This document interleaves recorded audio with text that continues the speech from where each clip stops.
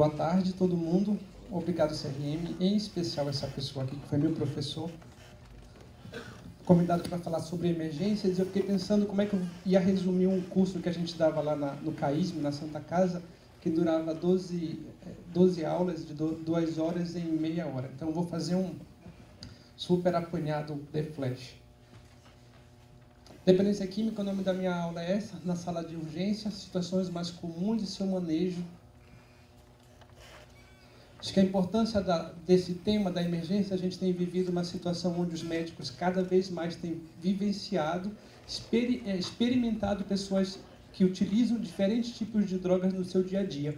Então a gente tem, né, os quadros de intoxicação. Quando essa aula terminar às 4 horas da tarde, a marcha da maconha vai estar saindo por aí, aqui em São Paulo, em algum lugar. Né? A gente não pode esquecer dos nossos idosos, das nossas mulheres grávidas, das crianças, dos usuários de êxtase nas rapes. Então, a gente tem uma população que vai do 8 aos 80, piorou, dos 8 meses antes de nascer aos 80 anos de idade, ou mais do que isso. Então, a população, de um modo geral, tem sido aparentemente mais exposta, e a sensação que eu tenho é que os médicos têm vivenciado isso muito mais, né? A presença de substâncias no seu dia a dia, na sua prática. Só um resumo de mim, eu acho que o mais importante é, de 2002 a 2009, eu trabalhei no CAISM, na Santa Casa, num pronto-socorro psiquiátrico, onde a gente atendia muitas emergências relacionadas a intoxicações, e de onde saiu esse livro, que é o Emergências Psiquiátricas, escrito no CAISM. Então, uma maneira de resumir mais claramente seria isso. A gente tem que pensar que quando a gente fala de álcool e drogas e situações emergenciais, a gente tem 3 situações básicas: as intoxicações, as síndromes de abstinência e os quadros psicóticos. Resumidamente, isso é muito mais fácil da gente resolver no pronto-socorro do que normalmente o clínico acha que é. É muito mais tranquilo do que a gente pensa quando a gente não tem muita prática. O problema não é resolver isso aqui. A emergência, muitas vezes, ela tem uma resolução rápida e fácil. O problema é o que a gente vai fazer com esse paciente depois. Eu acho que, se eu pudesse resumir a minha aula, seria: resolvam a emergência clínica, a emergência psiquiátrica, da intoxicação, da abstinência ou do quadro psicótico, mas não deem alta para o paciente falando tchau, pode ir. É o tchau com encaminhamento, tchau para internação, tchau para algum lugar, mas com direcionamento. Porque esse paciente vai voltar no teu plantão no dia seguinte, ou no outro final de semana. Aí eu sempre conto a história do João, que a gente atende, intoxicado, tá todo pronto-socorro está cheio, tem uma mulher tendo filho, o cara que sofreu um infarto, um outro no acidente de carro, e o Joãozinho bêbado. A gente vai levar a parturiente para a sala dela, o infartado a gente vai cuidar, o traumatizado vai para ortopedia. O seu João, a gente liga o soro rápido para vazar, porque está lotado o pronto-socorro, e ele é o único que volta no dia seguinte e fala: seu João, de novo seu João aqui com a gente. É o único que a gente não fez nada, a gente só hidratou alguém que talvez nem precisasse de hidratação. Aqui seria um resumo, eu quis começar do final. O que a gente poderia pensar de exames para esse paciente que chegou intoxicado? Eu não vou ler isso aqui tintim por tintim, a aula vai ficar disponível. Não queria perder meu tempo numa coisa que eu acho que a maioria de vocês tem essa noção do que a gente pode pedir para um paciente num quadro de intoxicação, e a aula vai estar disponível. Eu prefiro usar meu curto tempo para falar de coisas que talvez sejam mais interessantes. Primeira coisa aqui, quando a gente fala de intoxicação do álcool, acho que falar de intoxicação a gente não precisa ler isso aqui, né? Hálito etílico, marcha ébria, perda da crítica. Basta lembrar dos nossos humoristas. A gente cresceu vendo gente fazendo piada com uma doença. Ninguém faz piada com diabético, ninguém faz piada com infartado, mas com, né, dependente de álcool, tem dos anos 80, 90, 2000, então momento Amy Winehouse, para quem quiser assistir, o Mussum com um copinho na mão. Então, a gente sempre vivenciou isso. Ninguém tem dúvida quando vê alguém intoxicado. Essa parte é fácil, não precisa a gente ler todos os itens. Intoxicação aguda por álcool. Talvez o que seja interessante aqui, pessoal, quando a gente fala da intoxicação aguda por álcool, é lembrar que esse diagnóstico é um diagnóstico principal somente na ausência de outros diagnósticos, como uso nocivo, síndrome de dependência ou um transtorno psicótico induzido. O que eu quero dizer? A gente não pode simplesmente pegar uma pessoa intoxicada e esquecer que ela pode ter um outro quadro associado sem pensar em comorbidade, com o próprio álcool.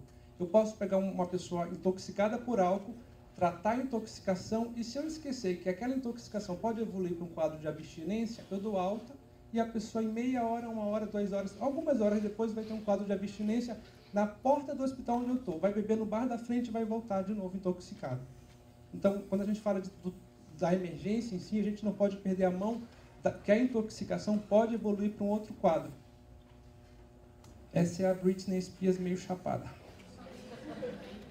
Com relação à alcoolemia, também eu acho que é chover no molhado, é só lembrar que o nosso paciente, quanto maior a quantidade de álcool no sangue, maior vai ser, mais complicado vai ser o quadro, e de maiores cuidados clínicos esse paciente vai necessitar.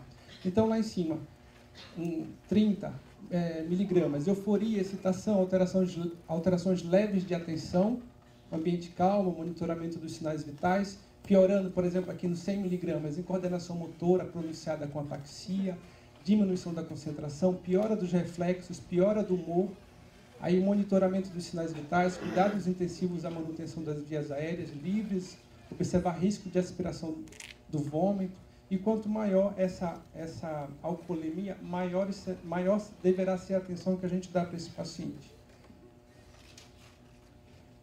Com relação à anamnese, eu deixei em amarelinho aquilo que eu acho que talvez seja mais interessante para a gente não esquecer, tá? Esse paciente, ele fez uso de alguma outra substância, a gente muitas vezes esquece. Tá bêbado, tá alcoolizado. Essa pessoa pode estar alcoolizada porque cheirou cocaína e bebeu a noite inteira, né? E normalmente não se sente cheiro de cocaína no hálito de ninguém. Não vai ter o cheiro da pinga. E aí a gente perde um pouco tanto a questão da nossa observação para esse paciente, o tratamento não só do álcool, como, por exemplo, de um consumo de outra substância, e principalmente a conduta que a gente vai ter depois. Que prognóstico esse paciente vai ter. Frequência de uso. Então, por exemplo, isso pode ser decisivo quando a gente pergunta para o paciente que tá na nossa mão. Como é que esse paciente, que frequência esse paciente faz com relação àquela substância? Então, se é um paciente que tem um uso diário, o comprometimento clínico provavelmente vai ser muito maior, o prognóstico pode ser outro. Se é um uso esporádico, não quer dizer que a gente não deva dar uma atenção grande, mas de uma outra maneira. Por exemplo, ver um menino de 18 anos completamente alcoolizado, que estava na balada, encheu a cara e passou com a gente, o que a gente não pode, nós como médicos, é dizer, é normal da idade, pode ir. É uma paia para fazer alguma coisa. Não dá para a gente simplesmente considerar quadros de intoxicação, até porque a gente não conhece aquela pessoa, como uma coisa costumeira, normal da idade, porque era assim na minha época. A gente tem que ter muita atenção com relação a isso. Principalmente porque o que a gente tem vivenciado hoje são os problemas relacionados ao binge, que é aquele beber excessivo no curto período de tempo. Então, os nossos alcoolistas de 50, 60 anos estão cirróticos, estão morrendo sozinhos. Os nossos rapazes de 18 anos que vão para a balada, eles voltam alcoolizados dirigindo e matam 5 no ponto de ônibus. Talvez a gente precisasse dar uma atenção maior nesse sentido para esse paciente, o alcoolizado jovem. Com relação à intoxicação aguda, algumas medidas que a gente costuma fazer, talvez não sejam tão, por exemplo, hidratar se necessário. E não esquecer disso. Tem-se um hábito aí, talvez até, sei lá, secular, de dar líquido para quem está alcoolizado. Nem sempre é necessário, né? Então, muitas pessoas já estão com a volemia aumentada, a gente taca ali mais líquido naquela pessoa. Não esquecer nunca de fazer as 300 miligramas intramuscular da tiamina, para a gente evitar, talvez seja uma das piores atrogenias relacionadas à dependência química, é fazer glicose no paciente que não tem vitamina B. Então, fazer a tiamina 30 minutos antes e evitar medicações potencializadoras do álcool. Na pressa de resolver o problema, a pessoa está intoxicada no quadro de agitação e a gente faz um diazepam EV para matar de vez. Então, tem que ter muito cuidado com relação a isso. Com relação à estabilização, refazer a anamnese, isso é importantíssimo, porque a gente pode, refazendo a anamnese, perceber a possibilidade de outros quadros associados. por exemplo, para avaliar a ideação suicida. Uma grande parte dos pacientes que tentam suicídio, eles tentam encorajados pelo álcool. Então, a gente tratou a intoxicação e liberou a pessoa para voltar para casa e se sentir culpada porque nem se matar ela consegue. Ela bebe de novo e tenta suicídio. A gente não perguntou nada a respeito disso, né? Avaliar possíveis diagnósticos como o uso nocivo do álcool, a síndrome de dependência e a síndrome de abstinência. A gente não pode perder a chance de investigar isso melhor. Com relação à síndrome de abstinência do álcool, temos que lembrar que é um conjunto de sinais e sintomas com diminuição ou cessação da ingesta alcoólica. Isso é importantíssimo, pessoal. Cessação ou diminuição.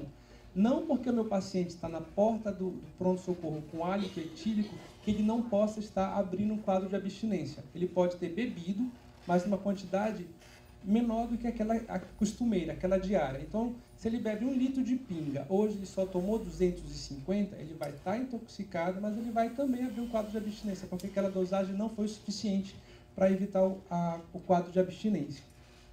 O pico dos sintomas varia de 24 a 72 horas, a duração normalmente de 5 a 7 dias, 90% desses pacientes terão autorresolução, ou seja, nem chegarão ao pronto-socorro, uma grande parte. E se houver um tratamento inadequado, esses pacientes, 15% podem evoluir com convulsões e 15% com delírio tremens. O que é interessante aqui é a gente lembrar disso. 5 a 7 dias nos quadros mais graves para a gente fazer a resolução desse paciente. Então, o que adianta? O que talvez seja interessante, não adianta eu pegar meu paciente intoxicado, colocar dentro do pronto-socorro para hidratar, dar soro, a glicose, ele acordou bem, um tremor leve, a gente dá um comprimido de diazepam e manda ele embora. Isso eu já vi várias vezes. Não vai adiantar de nada, em 2 horas o paciente começa a tremer e ele sabe qual é o tratamento dele. Tomar mais um pouco de pinga, porque assim ele para de tremer. Aí ele volta intoxicado de novo. Então, não custa nada a gente fazer uma observação um pouquinho mais prolongada, porque cada vez que a gente segura um paciente um pouquinho mais no pronto-socorro, a gente evita que ele volte se a gente fizer o tratamento. Aumenta a chance desse paciente não voltar no nosso trabalho o tempo todo, né? Eu costumo brincar, eu falava para os residentes que quanto a gente menos gosta de paciente intoxicado, qualquer tipo de droga que seja, mais a gente tem que se dedicar para ele, para que ele nunca mais volte no nosso plantão. É fácil assim. Então, é o contrário. Eu dedico para que ele nunca mais volte. Aí eu falo, não, eu tinha uma residente que falava, eu não gosto de tratar dependente de álcool. Então, cuida bem desse para ele não voltar no teu plantão de novo. Porque se der um diazepam e mandar para casa, ele volta. Pior do que foi. Sinais e sintomas da síndrome de abstinência. Tremores de língua e extremidades, taquicardia, elevação da pressão arterial. Resumidamente, pessoal, de uma maneira da gente lembrar fácil. As síndromes de abstinência, elas costumam, grosseiramente, a gente pode dizer que elas apresentam sinais e sintomas ao contrário do que a droga promove. Se de um modo geral o álcool acalma, tranquiliza, na falta disso a pessoa vai estar nervosa, ansiosa. Ao contrário da cocaína, por exemplo, que quando a gente tira, muitas vezes o paciente tem muito sono. E ela que é uma droga que aumenta a excitabilidade cerebral. Isso aqui eu acho interessante da gente falar também. Na síndrome de abstinência leve a moderada de álcool, esse paciente vai estar com um quadro biológico.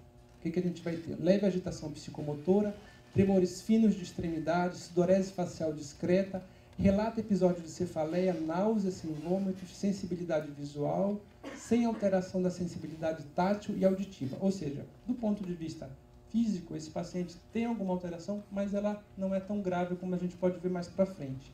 Alterações psicológicas, psiquiátricas. O paciente tem um contato com o profissional da saúde preservado, encontra-se orientado no espaço, no tempo, juízo crítico da realidade está mantido, apresenta ansiedade leve e não relata qualquer episódio de violência dirigido a si ou a outras pessoas. Social. Esse paciente refere a estar morando com os familiares, amigos, os quais se relaciona regular ou moderadamente, atividade produtiva moderada, mesmo que atualmente esteja desempregado e possui rede social ativa. Com relação a comorbidades, sem complicações ou comorbidades clínicas ou psiquiátricas, detectadas ao exame geral.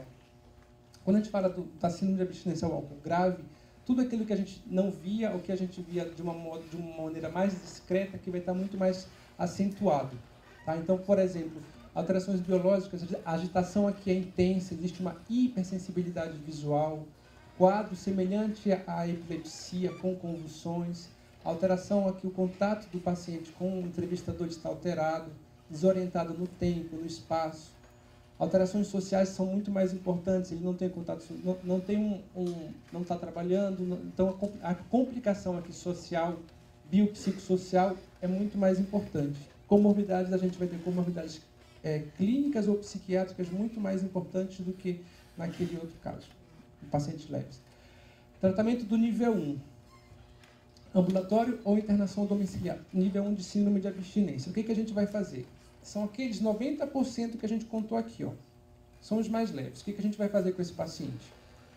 Dieta leve ou restrita e hidratação adequada, repouso relativo em ambiente calmo e desprovido de estimulação audiovisual, quase impossível, né? Quem conhece um pronto-socorro com esse ambiente desprovido de estimulação audiovisual, supervisão familiar, contraindicar a condução de veículos durante o uso de benzodiazepínicos e orientar a inserção ou retorno imediato ao ambulatório especializado. Encaminhamento para emergência se observar alteração da orientação tempo-espacial e ou do nível de consciência. Eu já falo um pouquinho mais da questão medicamentosa com benzodiazepínico. Do nível 2, medidas medicamentosas. A gente vai fazer a tiamina, 300 mg intramuscular por 7 dias e uma suplementação de tiamina 100 mg via oral 3 vezes ao dia. Aqui, pessoal, essa tiamina, é claro que a gente teria que ver paciente por paciente para a gente realmente ver a necessidade de cada um. É muito diferente o déficit de tiamina de um paciente alcoolista crônico de longa data e um rapaz que está intoxicado. Não tenho que ter minha preocupação, 18 anos e tem que fazer a tiamina agora, meia hora antes, porque ele se eu não fizer, vou cometer uma iatrogenia, vou provocar uma síndrome aqui. Talvez não seja tão importante assim, tem que levar em consideração também a idade, tempo de uso e frequência, quantidade de álcool que esse paciente ingeria. Correção dos níveis glicêmicos, hídrico e eletrolíticos. Correção da glicemia deve ser precedida da tiamina, como eu falei para vocês, e não hidratar indiscriminadamente. Quando a gente fala de medicação para síndrome de abstinência, a gente vai usar benzodiazepínicos. Eu costumo falar para os pacientes que o benzodiazepínico vai agir exatamente no mesmo lugar que o álcool age, vai enganar o cérebro como se você estivesse bebendo. Aí os pacientes confiam mais em mim. Se for no síndrome de abstinência nível 1, diazepam, usando o diazepam como um possível medicamento, de 20 a 40 mg dia via oral. Eu distribuo 20 a 40 mg ao longo do dia e eu faço lorazepam para aqueles pacientes com algum tipo de complicação hepática, que a gente vai ter muitos casos aí, de 4 a 8 mg dia via oral. Se for do nível 2, pacientes naquela outra gravidade, muito mais graves, a gente vai fazer o diazepam também, 10 a 20 mg aqui, de hora em hora, tá? Lá em cima é por dia, 10 a 20 mg de hora em hora. Ou o lorazepam 2 a 4 mg de hora em hora também. E aí o que eu vou fazer? Somar as doses totais de benzodiazepínico das primeiras 24 horas e diminuir de 20 a 25% da dose total anterior. Ou seja, eu consegui fazer uma sedação leve com esse paciente utilizando o benzodiazepínico. Sedei. No dia seguinte, aquela dosagem que eu consegui em um dia, eu vou repetir aquela dosagem com menos de 20 a 25 mg da dosagem que eu utilizei no dia anterior. Essa redução, muitas vezes, é o que faz esse paciente ficar 5, 10 dias no pronto-socorro. Se a gente tiver muita pressa de fazer uma redução muito rápida, ele volta ao quadro de abstinência. Então, é como se a gente pudesse pensar em álcool, é como se esse paciente, tomando 1 litro de álcool, no outro dia eu desse 750, 500 e vou reduzindo gradativamente. Não vou fazer isso com álcool, vou fazer isso com medicação. Com relação às complicações, a gente pode ter os quadros convulsivos que ocorrem de 10 a 15%, podem ocorrer dentro de 1 a 2 dias. Uma segunda convulsão pode ocorrer dentro das 6 primeiras horas. Múltiplas convulsões não são frequentes, mas quando ocorrem, configuram um mal epilético. E causas relacionadas aos quadros convulsivos são hipomagnesemia, hipoglicemia, alcalose respiratória, aumento do sódio intracelular, traumatismo com hemorragia intracraniana, história prévia de epilepsia ou lesão do sistema nervoso central. Então, importante, paciente que é etilista, chegou a família falando de quadro de epilepsia, um quadro de convulsão, investigar mais apuradamente esse paciente. Tratamento, benzodiazepínico, como diazepam 10 a 30 mg dia via oral, 10 mg EV durante a crise, sulfato de magnésio 1 grama intramuscular a cada 6 horas por 2 dias, e se convulsões múltiplas, fenitoína 100 mg 3 vezes ao dia.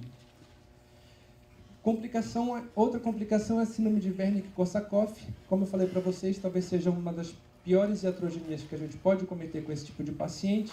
2 a 3% dos dependentes de álcool podem cursar com esse problema. Ela é causada pela deficiência de tiamina, que é a vitamina B1, e lesões patológicas na massa cinzenta periventricular e periarquidutal. A encefalia de Wernicke corresponde a uma tríade de oftalmoplegia, ataxia e convulsão, associada à síndrome de Korsakoff, que é uma demência associada a isso. Então, o tratamento seria com a introdução da tiamina para esse paciente, e somente para a encefalopatia de Wernicke a gente vai ter alguma resolução. Das doses mais altas de tiamina parenteral, porém essas não são tão padronizadas assim. Então, na Santa Casa a gente costumava fazer 300 mg IM mais 300 VO. O que é interessante aqui é que a encefalopatia de Wernicke, muitas vezes, ela responde muito rápido, mas o quadro demencial permanece, em uma grande maioria dos casos. Aqui era uma explicação breve do Wernicke, eu vou pular.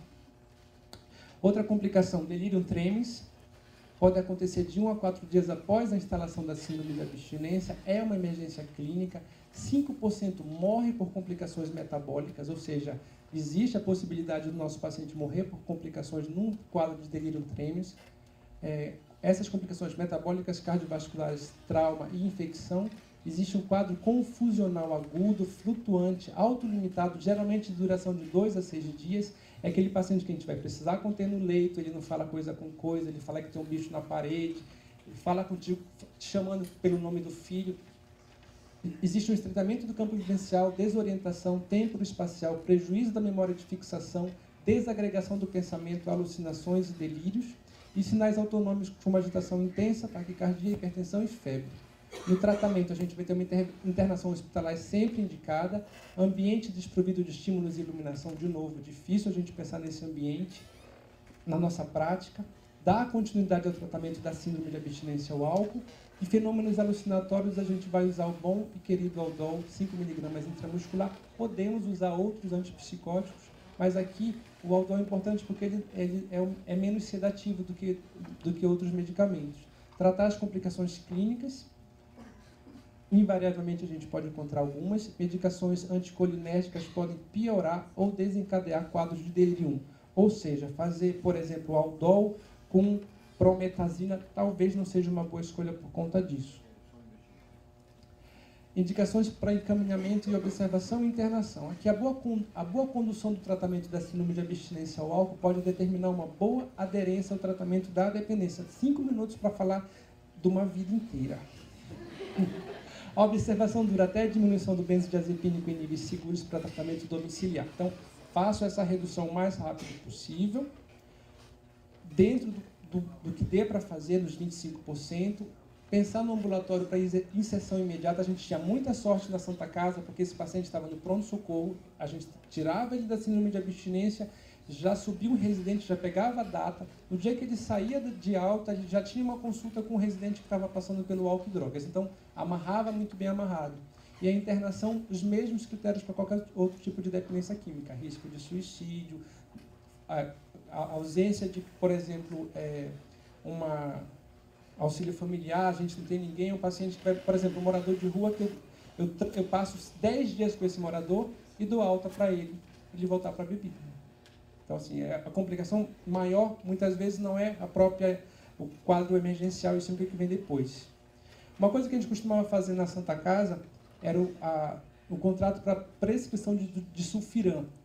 Obviamente que não vai ser todo paciente que vai se beneficiar, mas alguns pacientes a gente percebia que existia a possibilidade de fazer essa introdução mesmo no pronto-socorro. Eu vou deixar esse contrato para vocês lerem depois, senão não vou nem entrar nas outras substâncias. E olha que eu não estou nem respirando. Vamos lá.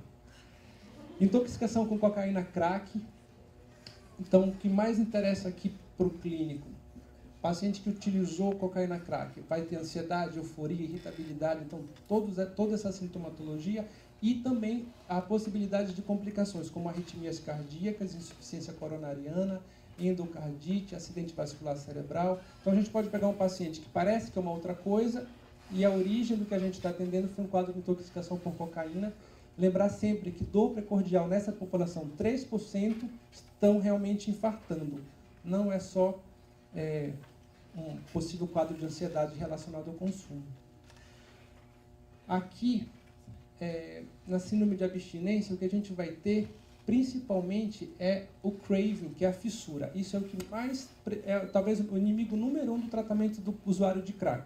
Quando bate fissura, ele não pensa em outra coisa, pula o muro de casa, arromba a porta e vai usar. Então, o que a gente poderia fazer? O que a gente costuma fazer na enfermaria da Uniad, tratar essa síndrome de abstinência. A gente sabe que não existe uma medicação específica para isso, mas tratar o foco. Então, estou ansioso, estou irritado. Nesse período inicial, benzodiazepínico para diminuir isso. Isso ajudava muito a aumentar a aderência desse paciente. Ele não desespera, não quer sair correndo, a gente segura dessa maneira.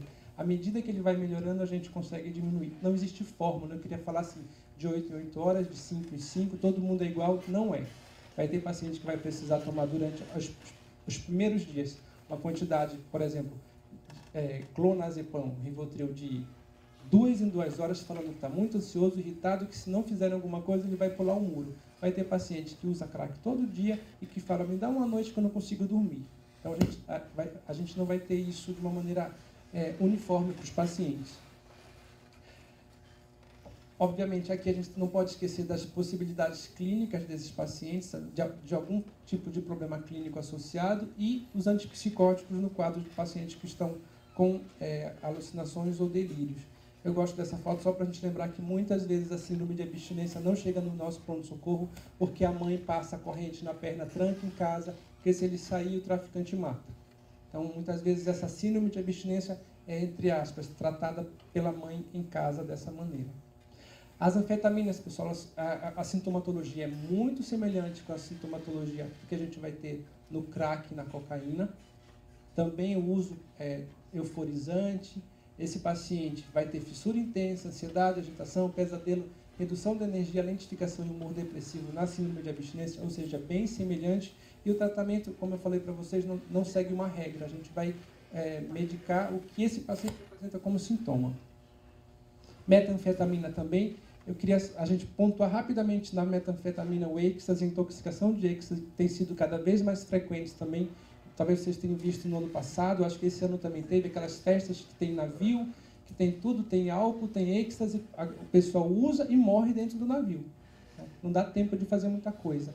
Então a gente pode ter, num quadro de intoxicação desses pacientes, delírio, crises hipertensivas, arritmias, hipertermia, convulsão, rabdomiólise e coma. É o paciente que toma essa droga, fica muito excitado, dança a noite inteira, não sente nem sede muitas vezes, começa a desidratar, o líquido, o músculo é queimado para a produção de água, para hidratar o corpo, e nisso a gente vai ter um monte de célula muscular indo para o rim, que vai dar insuficiência renal. E aí a complicação fica muito mais grave. É UTI. Maconha, com relação aos efeitos. A gente, muitas vezes, diminui os riscos da maconha, mas como disse a Nora Volkov quando ela veio, né, é grave, a maconha produz sintomatologia importante, a associação com sintomatologia psicótica é muito grande, e com relação, aproveitando a história da marcha da maconha, as duas drogas que mais matam no mundo são as drogas legalizadas, o álcool e o tabaco, muito mais do que crack, metanfetamina ou qualquer outra coisa. Legalizando mais uma, a gente vai ter, né, complicações. Agitação, sintomas psicóticos, acidentes e traumas. Então, aqui é medicar pontualmente. Está agitado, benzodiazepínico ou um antipsicótico para esse paciente que pode estar psicótico. Então, medicar a sintomatologia. Síndrome de abstinência, a gente pode ter nesse paciente também um desassossego interno, irritabilidade, calor, frio, apetite. Não é a síndrome que a gente mais costumeiramente vê, mas a gente não pode tirar a possibilidade de a gente encontrar esse tipo de paciente. Paciente que decidiu parar de fumar maconha de uma hora para outra, que vai chegar no atendimento falando que está muito irritado, e se a gente não investiga direito, a gente perde a chance de falar a respeito disso. Não existe overdose de maconha registrada, que eu saiba até hoje. Tem um quadro de alguém na Índia que tomou um chá de alguma coisa e já era cardiopata e morreu. Então, assim, a associação é muito pequena. Teria que fumar 8,45 quilos de maconha no adulto de 65 quilos para morrer. Então, assim, não foi encontrada essa pessoa ainda. Eu acho que ela lesa antes e não consegue terminar os 8 quilos. O que é mais importante aqui, benzodiazepínicos nos quadros de ansiedade aguda, antipsicótico, se houver uma alteração de senso-percepção. Acho que é o último, intoxicação de sedativos e hipnóticos. A gente vai ter, aqui talvez o que seja mais interessante, é a gente pensar que barbitúrico, as doses efetivas do barbitúrico são muito próximas às doses de intoxicação, doses que podem levar a overdose. Na intoxicação, a gente vai apresentar quadro de sedação, cansaço, incoordenação motora, confusão. Podemos ter reações paradoxais, as pessoas que tomam calmantes e ficam o oposto do que elas queriam ficar, agitadas, irritadas. Tratamentos são as medidas suportivas. A gente sabe que realmente morte por conta do consumo de benzodiazepínico, hoje em dia, o que se vê, quando tem alguém que morre por consumo de benzodiazepínico, esse consumo foi associado ao álcool. Então, intoxicação, a gente pode utilizar medidas suportivas. Quadros mais graves, usar o flumazenil, 0,5 miligramas em glicose 5% EV. Na abstinência, a gente vai apresentar, como eu falei para vocês, semelhante ao álcool, né? Muito parecido, tremor, sudorese, palpitação, letargia, náusea, vômito. Complicações, como no álcool também, delirium, convulsões e alucinações. A gente vai tratar pontualmente cada sintomatologia dessa. O que é importante aqui? Síndrome de abstinência de barbitúrico, o tratamento é hospitalar, internação, não dá para fazer em casa. Benzodiazepínico é reintrodução da dose habitual. Tomava 10 comprimidos por dia, acabou o remédio, meu médico está de férias, ele vai no pronto-socorro, dá os 10 comprimidos. Você não vai fazer uma síndrome de abstinência. Feia. Dependência aqui. Como é que a gente trata? Redução gradual da dose de 25% com intervalos que vão depender do tempo que essa pessoa usa. Ou seja, usuário de diazepam, se ele usa 6 semanas, eu faço 3 estágios de 7 a 10 dias. Eu vou reduzindo de 7 a 10 dias 25%. Se ele usar de 6 semanas a 6 meses, de 10 a 20 dias, ou seja, eu tenho mais cuidado, prolongo o tempo de redução. E se ele usa mais de 6 meses, de 6 a 8 semanas, ou seja, é um paciente que essa desintoxicação, esse tratamento, essa redução, ela é comprida, ela é longa. Substituição por outro benzo de maior meia-vida pode ser uma boa escolha. Se é um paciente que toma aquele remedinho que o efeito passa muito rápido, tomo Dormonide para dormir, agora estou tomando durante o dia todo, a gente entra com outro benzodiazepínico que tem uma meia-vida mais longa, para ele não ter a necessidade de ficar tomando a toda hora. E sempre se discute se existe algum outro medicamento que possa substituir. Os estudos nenhum comprova a eficácia de nenhuma outra medicação que eu possa substituir por benzodiazepínico. Ou seja, aqui a relação médico-paciente é essencial para que a gente consiga, com sucesso, fazer o tratamento desse paciente. Eu acho que eu acabei em tempo. São os meus livros. Eu tenho Facebook, quem quiser ser meu amigo pode chamar, tá? Meu e-mail para quem quiser tirar dúvida. Desculpem a velocidade e obrigado.